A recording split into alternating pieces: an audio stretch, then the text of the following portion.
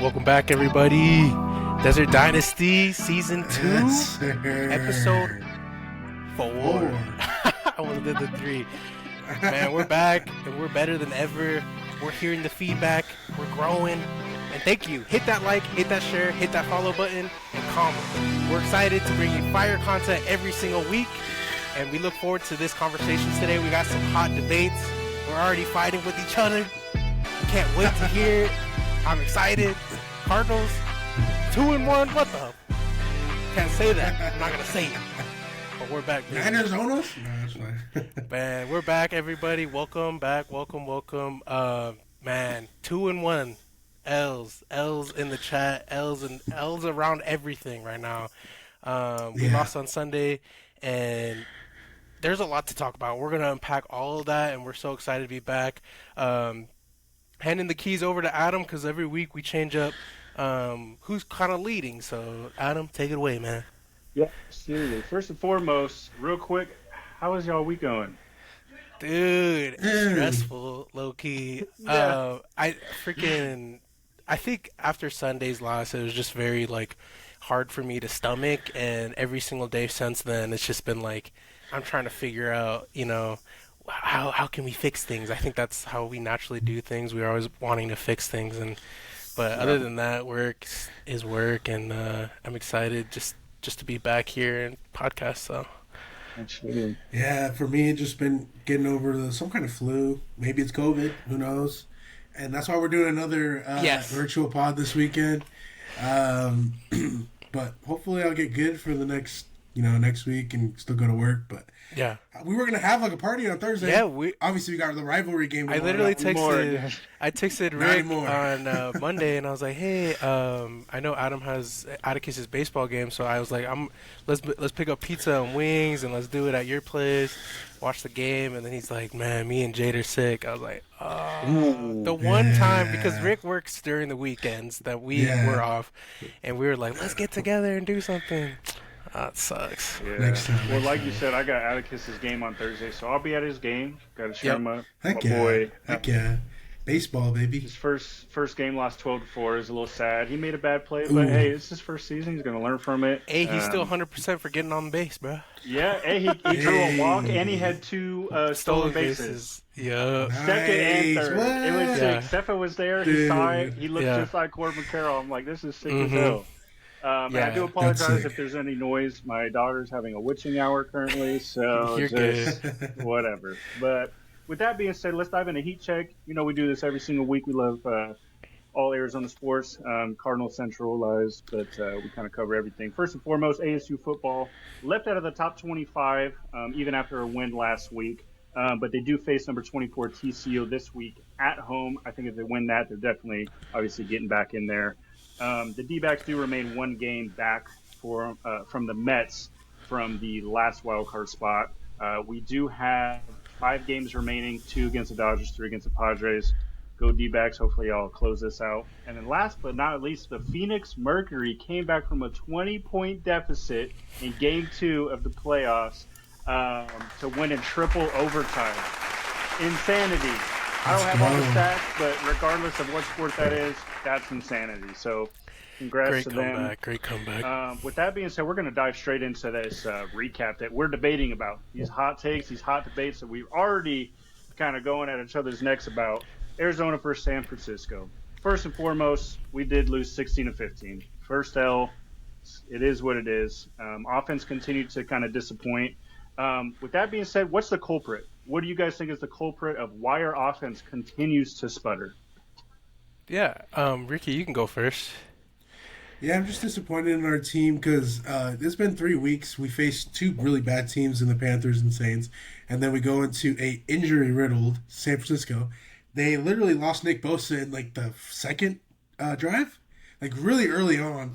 So they really had nobody but Fred Warner on that defense that was notable, and we couldn't get the ball down the field. Literally all first and second quarter is 3 points. You come away, I think they had almost 20-something minutes of the time of possession, dominated it, and only came away with 3 points. That's how you're going to lose games right there. You can't tell me that you're going to get close to red zone and you're not going to execute and score. I've been arguing with the boys, telling that Drew Petzing, he's just not fitting right now. And honestly, I don't think if he continues in this path, I think we do a midseason fire, but we'll see. But I really think that his scheming with the wideouts is just not helping out right now with getting them open and or confident to catch the ball. Yeah. Had a lot of drops. It was very hard to stomach that loss on Sunday because, like Rick said, we had so many opportunities to win that game, to put it away. Defense played lights out, and offense kept coming up short. I did re-watch the game today, so it's very fresh in my mind. And it's funny when you re-watch something after the fact, a lot of emotions go out the door. The whole week I was just fuming and thinking, fire Drew Petzing, right? That was like the whole, that's everybody's mindset right now. But after rewatching, man, there were so many missed opportunities offensively that it's hard for me to blame it all on Drew Petzing.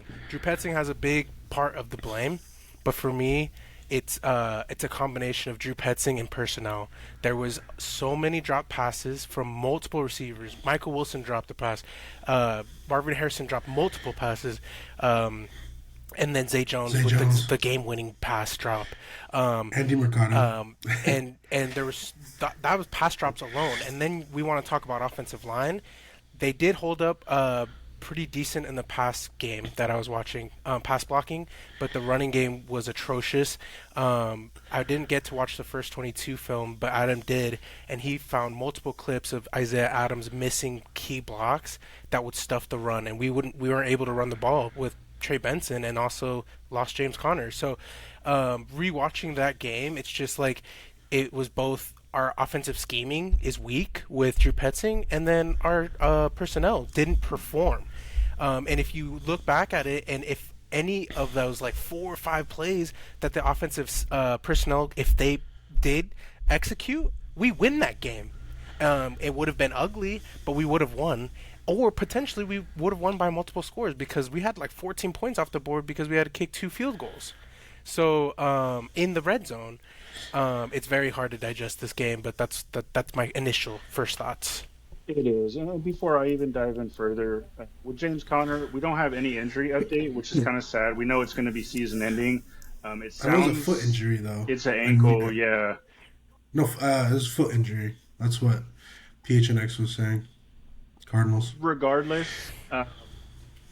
just how his foot bent and all that, I know it's going to be really serious. I hope that he's able to make a comeback because obviously if that's a career ender, I mean, that's really sad, and it's based off of just a crazy play that occurred.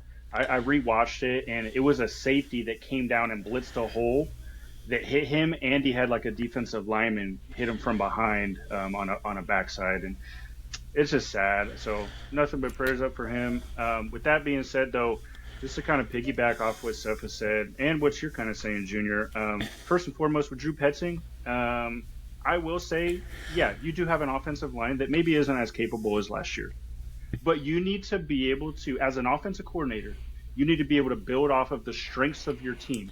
You don't have anybody who can take the top off that's 6'1". We have Greg Dortch, okay? So what's his strengths? Being able to get him out in space on like a little screen. If he misses one person, he's off to the races. Mm-hmm. Put him in those situations. MHJ, he's not a burner. He's not even like D-Hop, obviously. He can't catch every single thing that's thrown his way. Maybe it's a confidence issue.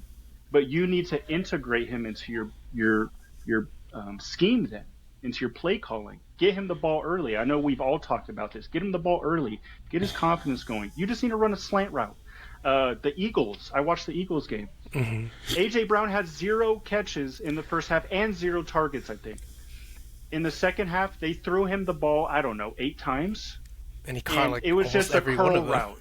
It was mm-hmm. a small little in route. Just small stuff to get his confidence going. And then once you feed a receiver, and I know this personally, man, we're vibing. We're feeling it. And we want the ball again. And if you give us the ball again, we're going to run through a motherfucker's face. Yep. So, and it's just sad as well because we're a run-first team, right? And we can't run the ball, which is not going to open up the passing. But it's really hindered by Isaiah Adams. unfortunately, I wasn't able to bring my laptop home so I could finish my Excel sheet that I was going to send to y'all. But I watched the both views, camera Mm-hmm. angles of the game all the way through midway through the third quarter. Isaiah Adams got beat on multiple occasions. 3 third down conversions that we would have got if he got his block. Mm-hmm. He missed or got bull rushed really and missed a not necessarily missed a block, but he definitely lost. And we got pressured under 3 seconds 4 times because of him, 8 times total through that 2.5 quarters. That's not going to get it done on offense. Now, Kyler, he still made some good decisions, but he also made some bad decisions. And one thing that I really noticed is we're not calling a slide protection at all. In obvious situations, we're not calling a slide protection. I don't know if that's a quarterback issue, which typically I would think it is. Mm-hmm. Yeah, you have to call or it. if it's like scheme, right? Now, you guys tell me, as offensive linemen, do y'all call slide protections yourselves? Typically, we would look for it, especially if you scheme against it when you're going against a team. But we would also call it at the line. Remember, Rick? When we saw it, we'd be like, "Oh, let's go, Liz fire," and we had like different words. I can't remember all of them, but when we said it, we're like, "Okay, the tackle knows to get the edge. I'm going on his guy. Center's going to my guy. Rick's going down, down, down, down, and then we're leaving one guy for the open running back. That way, everybody's picked up, and we're able to pass the football. But it doesn't seem like you said, if there is obvious situations, they're not sliding, and then someone's coming right in for free. So, I mean, with that being said, Junior, you brought this up last week. We got a new offensive line coach. The other guy went to Just OC. Now, do you think part of our issue is the offensive line coach, or is it like a mixture between bad personnel, bad position coaching, and scheme? Yeah, I think it's a lot to do with the scheme and coaching. Like you said, the offensive line hasn't been like last year. Run game was our identity. Yeah. This last 3 games, run game has been atrocious. Like we haven't run besides like the 2 runs by Benson that were far long runs. Yeah. We haven't run at all, and so I feel like the identity from Clayton Adams that went to the Cowboys is just gone. And like obviously we thought that Petzing was the one training these guys and coaching them up, making sure that they knew their blocks. But maybe it was the O-line coordinator. And it's not. I don't put a lot of blame on Justin Fry. It's his first year here. But I feel like Drew Petzing, if that's going to be our identity, if we're picking up Tip Ryman in the third and we're going to be running the ball, then that should be your bread and butter. And we have not done that. Like you said, Rick, last week, if your identity as Drew Petzing in this offense is to run the football, why aren't you drafting Joe Alt? Why are you drafting a receiver? Okay? Yeah. If you want to run and pound the football, you need elite linemen. We need Penei Sewell. We need Tristan Wirfs. We need Joe Alt. And those guys can easily feast against these D-lines. That we would love, I hate that we didn't pick up any offensive linemen in free agency or the draft. I really thought we would draft somebody. I really loved Kelvin Not Banks. in the 6th round. Exactly. And I remember Carter. I even told y'all boys, if Kelvin fell to 16, I'm taking him. And people called me crazy He at went the like time. 10 Now overall, look at I think. him, bro. Whatever. We got Walter Nolan. Hopefully he's good. But we can't say anything about that yet. But like you were saying, Rick, we're a run-first offense. We need to be able to run the football.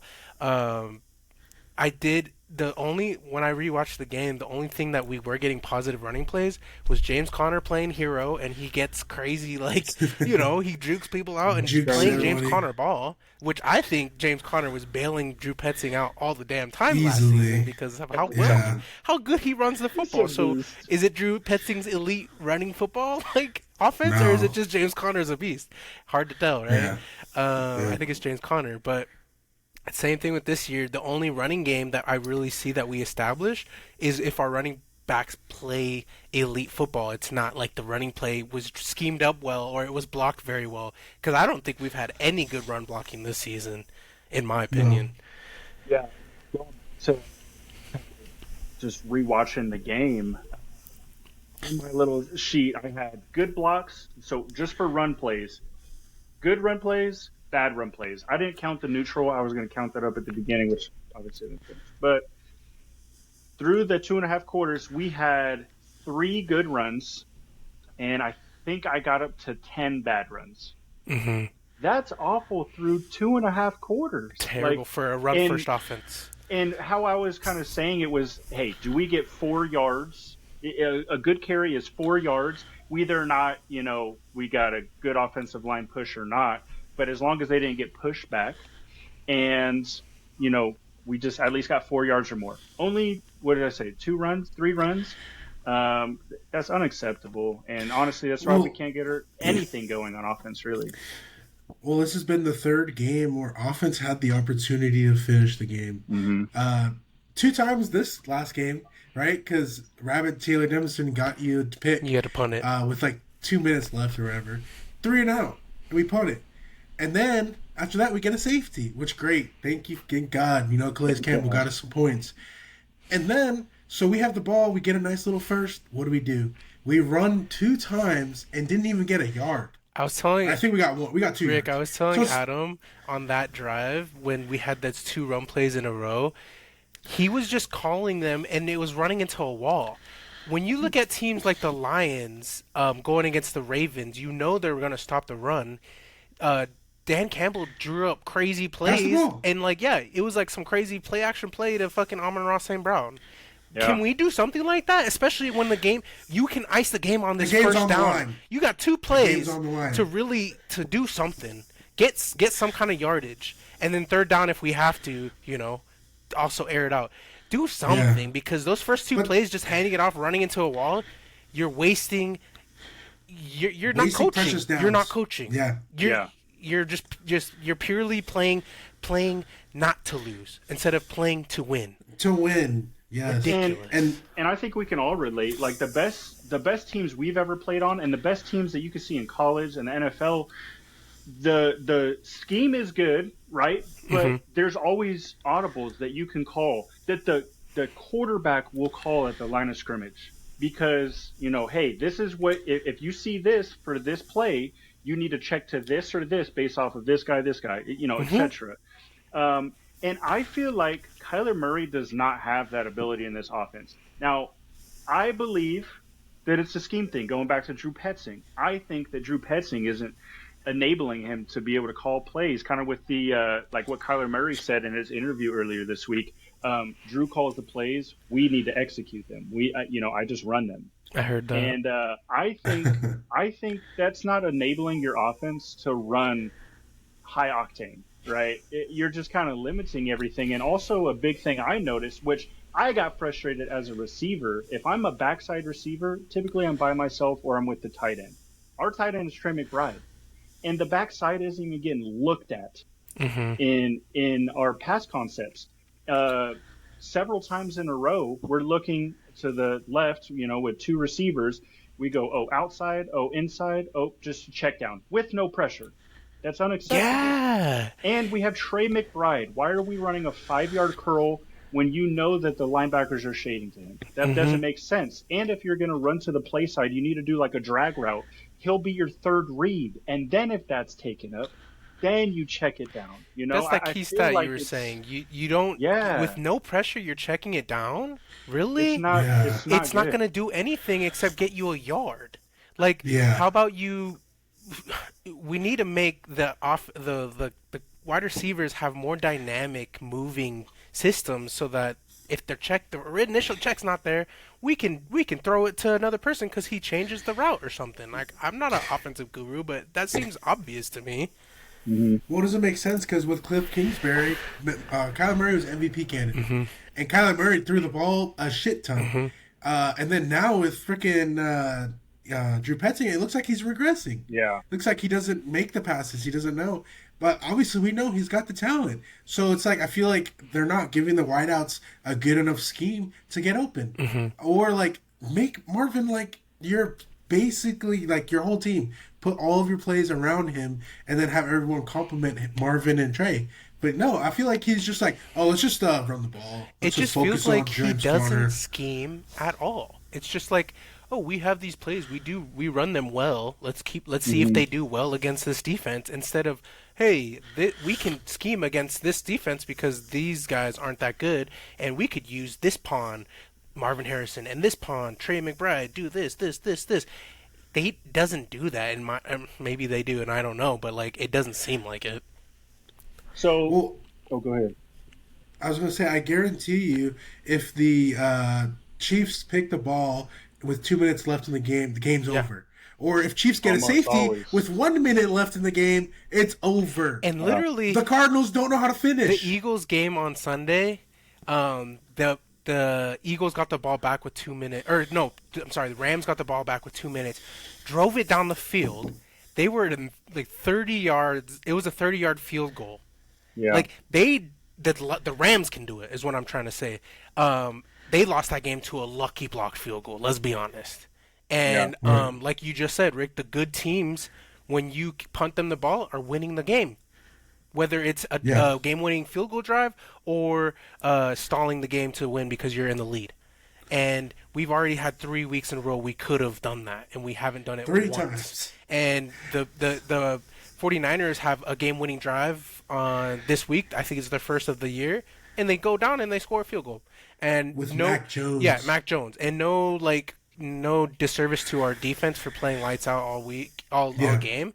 You guys let up, the last drive. It's not your fault, dude. You guys played lights out. That safety should have been your last drive. You shouldn't have never went back in that game.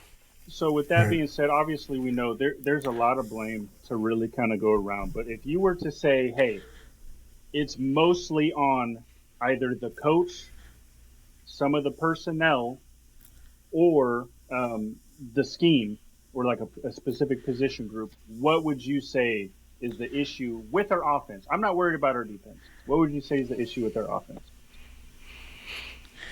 I would say I'm a big proponent on the personnel being really good right now, in my opinion. I saw the drops; they looked horrible, but I would put it on Drew Petzing. Like, you're literally the head of this offense.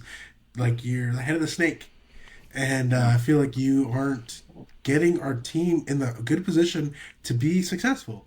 You knew from the beginning of the offseason, hey, continuity. This is going to be the same offense that we've been playing with barely minuscule changes, and we should have been lights out. Yeah. But we haven't. Mm-hmm. So I will put it on Drew. I don't care. Okay. That's on me. Yeah. For me, man, it's so tough because I just saw so many missed opportunities, and I know our personnel. I do believe, like Rick said, I believe in them. I know they have elite talent. It's just hard for me to pin it all on the offensive coordinator. But he is. If I had to put percentages, he's probably like 70% and then 30% to the personnel. But I do think he is on the hot seat. We talked about this before the podcast. Unfortunately, if we fired him this season, it's traditionally always you elevate someone on your offensive staff to the coordinating position to call plays. They're calling the same damn offense. So if we fire Petzing and we have to elevate our passing game coordinator to call plays, he's going to be calling the same offense because we're not changing our offense this season, and we already don't like Drew Petzing's offense. So it sucks that we're kind of stuck with Drew Petzing offense this season, but hopefully we can utilize it and still make a good playoff push because of our great defense. So I do think no matter what, I'm on the board of like we need to get rid of Petzing no matter what this season, after the season, but I'm still on board of like I'm still Cardinals like centric. I want to win games. If we get rid of him, I think we're gonna have an even worse offense because I don't trust in our passing game coordinator at all.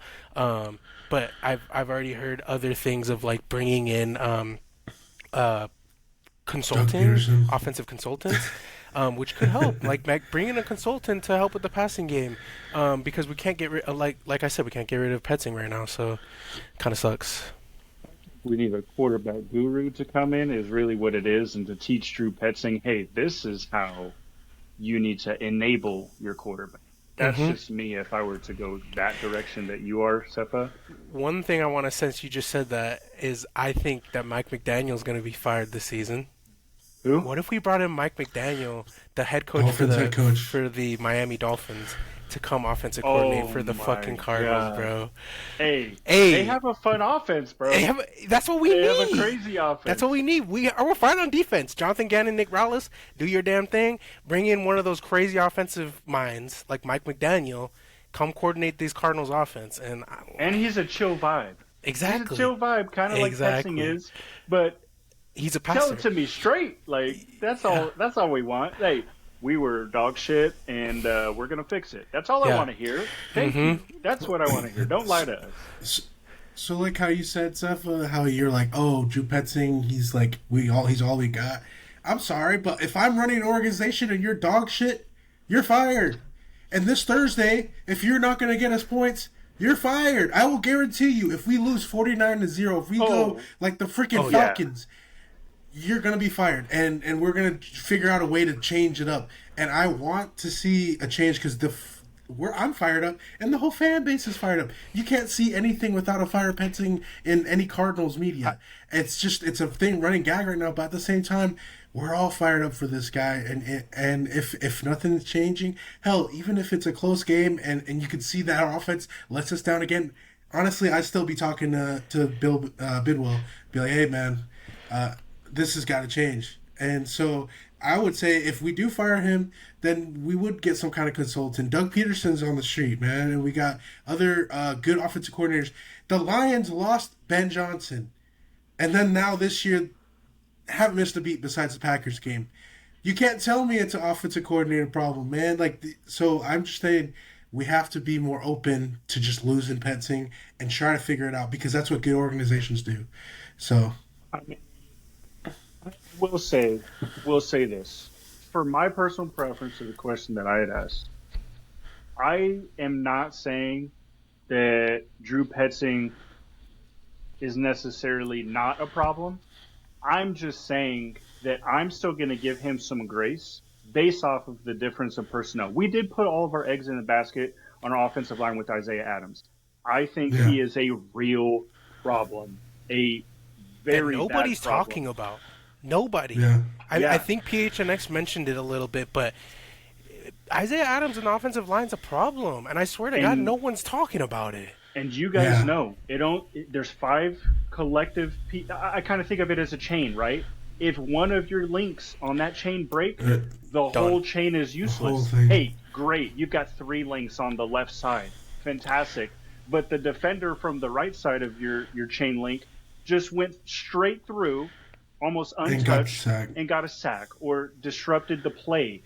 That's all you have to be as a good defender. You need to be disruptive. And that's every single person that goes against Isaiah Adams. They're disruptive. That's not a personnel problem, or that's not a opponent problem. That's a personnel problem on our end. That's a right guard problem. Now, to piggyback off of that, our receivers do not get open. They don't. Drew Petzing should know that. He should develop better route combos and stuff, right? Be able to bring the backside into the play if we're only going to look play side, etc., right?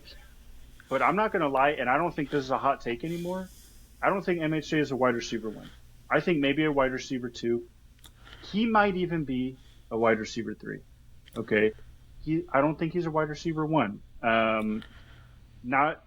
Maybe it's a Petzing thing. You know what I mean? And it's not the fact that I don't trust him to catch the ball. I think it's a confidence issue because of, what's been happening to him. I think it's the fact that he's not explosive. A wide receiver 1, A.J. Brown, he's explosive. When I was watching film, players fly around. Kyler Murray, he was flying, right? Greg Dortch, he was flying. Marvin Harrison does not fly around the field. It looks like he is jogging. And people mistake smooth for going slow. It's not smooth. He's going slow as shit. He's not getting anywhere, and he's not getting open. And he doesn't turn his head to look for the ball. A mesh combo. Remember, we got beat by that by the Saints, and ASU got beat by it. NAU was killing us with it. The mesh combo. They just go underneath. Crossing right routes. When you're right here, you pass each other, you look for the ball immediately. Wasn't looking for the ball. So I don't know if he just needs to be coached harder. I don't know if he's unaware of it, but he is performing very poorly. And at this point, based off of his draft position, I would say he's a bust. That's what I would say. Now, I still think it's a little early to tell that he's a bust. It's year 2, 3 games in. I do think Petzing hasn't given him a good opportunity or a good show to make a name for himself. But like you said, it has been a very disappointing year and a couple games to see him play the way he has.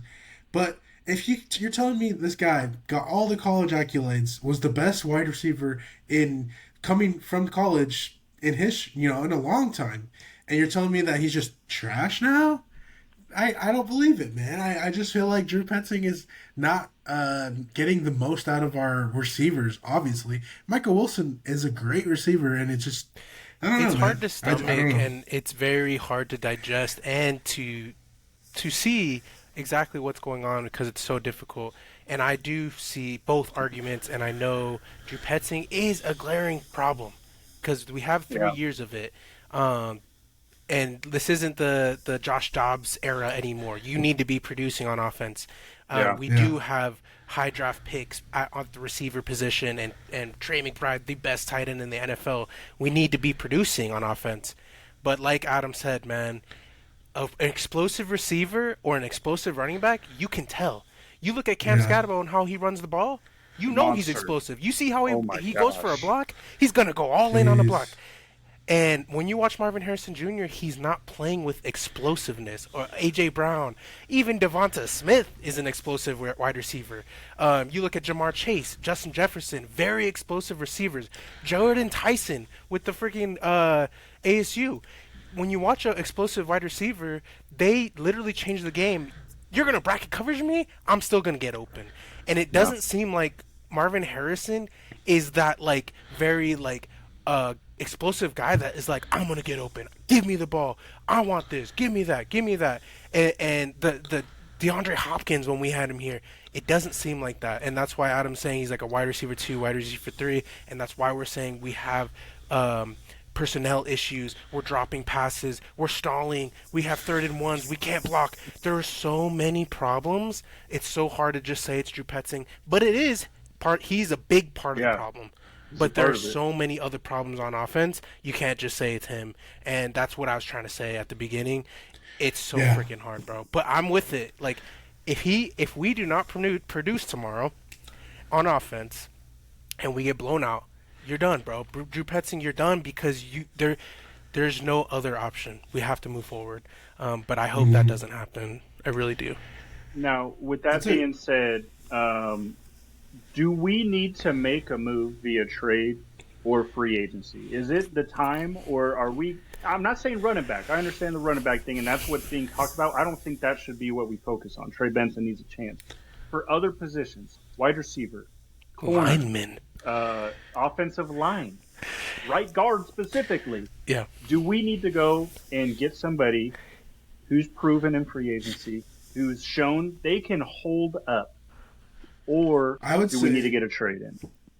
I would say right now it's too early to do any trade because you don't know what we have. And usually you're going to want to make a big blockbuster trade if you're going all in for Super Bowl. If we're not even going to make the playoffs, why are we trading, So well, it doesn't have to be. But isn't it though, Rick? Isn't this the season that we need to make the playoffs? That's what we want, yeah. So playoffs or bust. If we do need to make a trade, we need to make a trade because if not, we're selling again. And then at that point, are we talking another rebuild? Well, like you guys are saying though, with you guys kind of can see the progress in our offense. You kind of want to see it tomorrow. Yeah.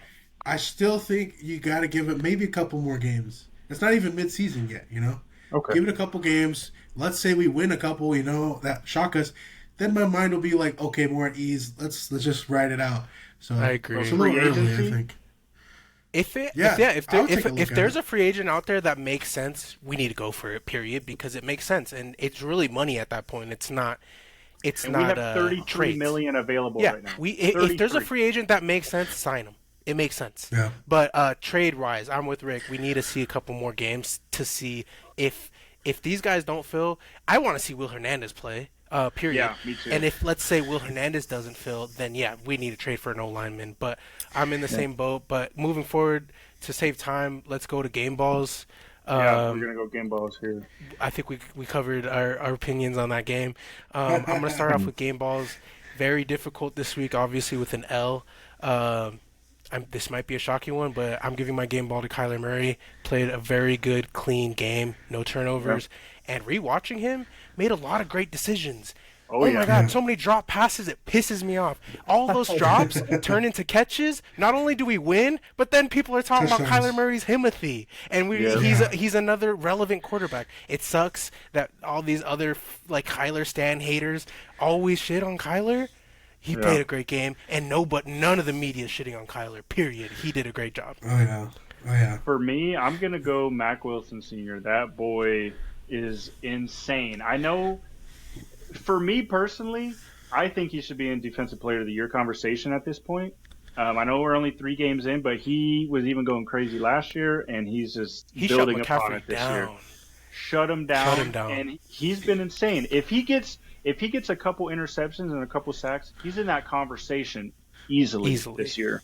Hell yeah. Well, also Mac Wilson had the what do you call it? Fourth down stop. Two TFLs or something, and the fourth down stop. Yeah, I think Mac Wilson, and I heard PHNX Cardinals saying he's been elevated to freaking godly status because of Nick Rallis and Gannon. And that's how you know our defensive coordinator is a great coach. Yep. Right? Why? Because he's elevating these guys. Mac Wilson was a second, third stringer on the Patriots, comes to the Cardinals and is elite.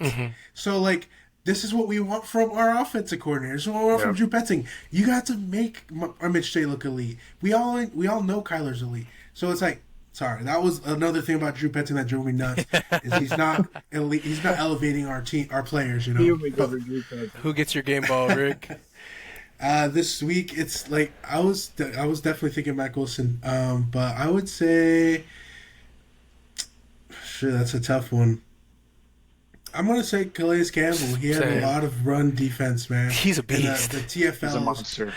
I can't believe it. Didn't he have a sack, too? Yeah. Or no, technically, the safety was rewarded to him as a sack. Yeah. So, like, he's stepping up whenever you need it. And that's something that he did when he was with the Cardinals back in his rookie contract. He looks like he's in his always prime. Stepped it up. He's going crazy, bro. He had the fastest get-off in the NFL. Last week. In the NFL. I saw that. I'm like, That's bro's crazy. 39 and he's faster than all these kids? Come on, bro. The crazy thing is all those like Calais Campbell, all those pickups on D-line has been paying off. Oh, yeah. Yeah. Now, with that being said, that's a great kind of recap of the Arizona versus San Francisco game. Now we got to look ahead. We got a short week. We actually got the game tomorrow now, which, by the way, we will be dropping the podcast tomorrow morning. So make sure you tune in before the game. With that being said, essentially, let's do a look ahead. So I'm going to go just rattle off some stats so we can get a look in on what the Seattle Seahawks are. First and foremost, Seattle scores 29.3 points per game. They held their opponents to 15.7 through 3 games. They have scored 10 touchdowns and only have allowed 4. Of those 4 touchdowns, all 4 of them are passing touchdowns. And they do have 5 interceptions on the year. Now, they have also thrown 2 interceptions and have only passed for 4 interceptions. So keep that in mind, Sam Darnold, that big contract, right? Now, a big one that I like to look at is third downs. They are only at a 36% third down conversion rate, but their defense is also holding people to 38. So their defense is good. We always know that our divisional opponents are going to have good defense. Off of those stats alone, I'll start off, man. Seattle hasn't fucking played a defense like the Cardinals. No. Not even close. Baker, okay? You faced the 49ers, who I already think we should have won, okay? Yeah. You faced the Saints, and you faced I don't even remember because it's so irrelevant. Who was the other team? Hey, and the 49ers, they got locked down. They did. But they played the Steelers. The Steelers, yeah. And Aaron Rodgers. And they barely beat the freaking New England Patriots. Washed. Okay? Sorry, Thomas. You're coming home to my house. You're coming to State Farm Stadium. Rivalries. And you're facing rivalry jerseys. Top 10 defense in the NFL, okay? Sam Darnold, you're going to be seeing ghosts. Calais Campbell, you're going to be sacks for days. Josh Sweat, strip sack, all right? You haven't played a defense like the Cardinals yet. So get off your high horse on this top 10 offense, and Jackson Smith and Jigba, you're going to get locked down, boy. Period. Okay? And I'm saying Here that we- because our defense, I have so much faith in them. They've carried us for 3 weeks. They're going to carry us again on tomorrow night. Factual. And offense just has to make a little bit of plays to help get some points on the board. But defense, all out, baby. Yeah, no, that's big. Yeah. And the thing is, Sam Darnold is efficient, but he hasn't thrown for a lot of yards. 667. Most of them, I think, came last week. So the running game for the Seahawks, they did struggle up until last week. So I think that's got us going for it. Now, we do always struggle against Kenneth Walker for whatever reason. But if we lock him down, which I believe in Mac Wilson, exactly. he's going to be all right. Mac Wilson locked down. He's been going crazy. McCaffrey, he get locked down, Kenneth. Now, Smith and Jigba, I think he's the key to the game to stopping because he is tearing it up. And then last but not least, the defensive line, very, very good against the run. And then they do get a little bit of pressure, but they only have 6 sacks on the year. So just keep that in mind. I will say this: Seattle Seahawks is the #1 special teams unit. They're had really a punt good. return, right? Last week, Uh, a punt return, Punt or kick return, one of the two. or kick return, one of the two. Yeah. I can't. That shit's crazy to me. Yeah. And you could tell that this team is really well coached. Obviously, it's a divisional round, so it's going to be very competitive. But like Steph said, if you want to be the best, if you want to be a big dog, then be a fucking big dog, man. The Arizona Cardinals aren't scared of you. No. Seahawks. And we're not scared of you. The only thing that I'm scared of is Drew Petzing's bald ass head. All right, Caillou. Let's make sure he can get us started, because once Kyler gets going, and with the crowd here in Phoenix, our team's gonna be lit up. And I think we always play up to talent. We know that the Seahawks and the Rams are the top of the division this year, so we have to make a point, prove a point early that we're here to play, because we haven't beat the Seahawks in like 3 years. I think beat him since 2021. We've lost 7 straight. yeah. And we're through that rebuild phase, okay? We're here, baby. We're not here. We rebuilding signed our no more. defense, and I can't remember any stats because I never remember them. But I remember for some reason Kyler plays well in primetime Thursday night games or something. Yeah. I think that's a stat. And I can't remember the last one. It was like the Saints, where freaking Marco Wilson has that flip tug. And, Yeah, bro, I and that was a remember Thursday night game, and it's still That a was meme crazy. today. Like, I feel like I don't know why. I just have a feeling that this tomorrow night is going to happen. Like, that's going to happen. I think it's our breakout game. It can go either of two ways, in my opinion. It's going to be Cardinals are back. This is what we expected. This is the game that, like, put us on the map because it's prime time. Or we got killed. And it's time And we to gotta make really, changes. really take a deep look at this team. I think it's going to be those two things, in my opinion. So, I mean, let's just get down to it. What do we need to do to win this week? Yeah. What is it? That we need offense to basically convert on all those mistakes that we missed on last week. No more drop passes. Drops. Third and shorts, you need to convert on, especially third and short. Third and longs, you got a dime a dozen. You either make it or you don't. But when it's third and short, I'm tired of punting on 4th down and 1, okay, or 4th and 2, or going for a field goal on 4th and 1 in the red zone. Convert on third and shorts. And then defensively, shut down Kenneth Walker and Jackson Smith and pressure Sam Darnold. Historically, the Cardinals kill Sam Darnold, so Yeah. let's play They ball, really do. man. I'm excited. Rick? Yeah, versus the Vikings last year, he didn't do anything against us. He was lucky that the Vikings D bailed him out last year. I think the key to success this week is establishing the run, but not like just running to run the ball. Be efficient, and if not, change it up. Make sure we pass the ball. Do a lot of play action, and get the ball downfield. So as long as we're just making sure that we're playing our ball, but then making adjustments if needed. Yeah. I think offense, it's going to be a tough wake up call, but I think that the drops and everything like that's going to help us win the game if we change that up. Nice. Yeah, I think my 3 keys to the game, first and foremost, do not let special teams beat you. Like Junior said, they're a really good special teams team, and they always are against us as well, except for their kicker. They always miss field goals. I don't understand it. Whatever. Secondly, I think we need to put the ball in Sam Darnold's hand. Do not get beat by the running game. And then on the other side, offense, we need to establish the run, which will open up the passing game. And I guess technically a fourth one, give your receivers confidence. Give MHJ confidence. And get your ball to to your playmakers, Trey McBride. So, with That's that being exciting. said, we're just going to dive into your favorite session right now, burnout. Yes, sir. Yes, sir. Yay. So, Woo, woo. first and foremost, we're going to start with our first question right here. If the Cardinals only win 7 games this year, is Jonathan Gannon safe, or is it going to be a hot seat for him? I think. Oh, sorry. You can go, Seth. Man, 7 games. People are getting fired.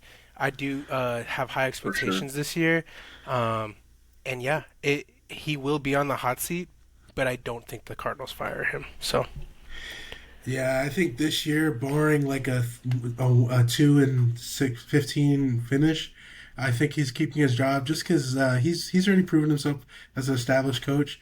I think it would be one of the coordinators. We know who it is. No, but I think right now Gannon has a safe seat right now. okay. It would be on fire next year if we did bad. I completely agree with y'all as well. I think it's not a Gannon thing; it's an offense thing, and the offense is not his specialty. Yeah. So I think that Drew Petzing and Kyler Murray would on be the the hot issue. And yeah, I mean, we've said at the beginning of this year, they're the ones fighting for their jobs right now. With that being said, who's the face of Arizona sports right now? Is it D-Book? Is it Kyler Murray? Or is it Corbin Carroll? Go ahead, Rick.